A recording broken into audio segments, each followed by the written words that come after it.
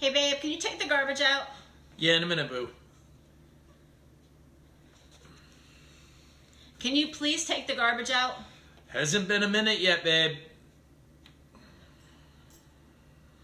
All right, this house smells like garbage. Will you take the garbage out? With that attitude, I'm going to take you out. Hi, this is Denise. And this is Ethan. And we're here with another episode of our Marriage Weekly series, and we're talking about nagging. Are you a nag or is your spouse a nag?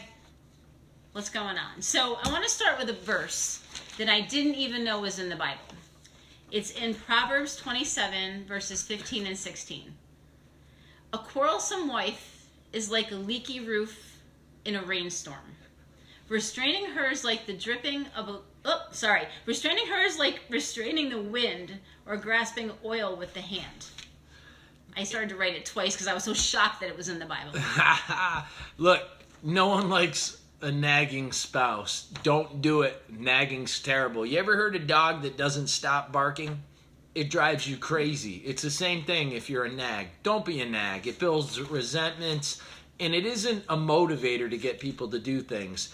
I won't do something when she starts nagging me. He purposely won't do it because I don't want her to learn, a bad habit that nagging works, because it doesn't work. It actually is the wrong way to get us guys to do things. So ladies, if your guy is not doing something you need him to do, learn a different way to go about approaching him.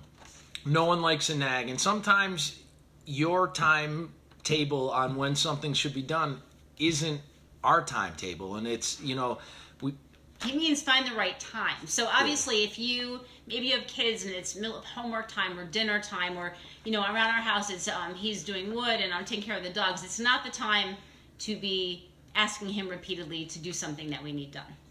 And also your tone. Tone is so important. We all know when we ask something with a good tone or with a bad tone. If I'm like, "Hey babe, did you get that done?" Like, that's not nice, and that isn't going to get the reaction or the desired response or reaction that I want. Honey, would you do me a favor? Could you just... It really makes a difference. Every time it works. But yeah, I don't always think and do it. And I do want to read another verse that the Bible has about our tone. Proverbs 14, verse 1. The wise woman builds her house, but with her own hands, the foolish one tears hers down. Nagging is awful, and it really does. Have you ever been around a couple that nags? It's incredible, and I'll tell you what, it's tough to be around it. You don't want to be a nag, and you don't want to ever be labeled that, because it really does not help anything. It makes the situation so much worse. And for us guys, look, if our wives are... A little pop-up thing. I didn't know if that shows up or not. Sorry. If our wives are asking us to do something, we got to make it a priority. There's a lot of times there's things that I do that Denise can't, that she needs help getting done. And so we have to make their wants and needs a priority in our lives as well. It's not just one-sided. So if your lady's asking you to get some stuff done, make a checklist, put it on the fridge or wherever, and start banging out some of the projects that she's got. Because it just shows that you're taking concern and you're showing importance on what they're asking you to do, and it really does help your marriage a lot. When I do get a checklist from time to time of things that she needs help with, and I get them done, number one, I feel a sense of accomplishment, and number two, it makes her happy because she's not asking me to do stuff like our skit was the garbage, but she's not usually asking me to do the things that she can do and does herself. It's usually stuff she can't do herself. I can do garbage. Yeah, she can. I've seen it once. No, I'm joking. Sorry. No, it's usually things she needs help with. And the stuff I ask her for help with are things I need help with. I generally don't ask her to do things that I can do on my own because I can do them on my own, So don't be a nag. If you are, because if you're asking something over and over again, maybe look in the mirror and check out the way you're asking it. So I have to say, you have to be able to admit, and I do admit, I have a problem with nagging. I find myself saying the same thing over and over, and I'm not really trusting him when I ask him once nicely that he's going to do it. And so I ask him in different ways, in different conversations, and then he starts getting really annoyed. And then I get more annoyed because it's not done. And the last thing we're saying is having the right attitude. And so if I ask him to do something and I ask him in love and I've got that right attitude, he's going to know it and he's going to do it in his own time. It really does not make any difference if I ask once or I ask 75 times. If I ask 75 times, he's probably never going to do it.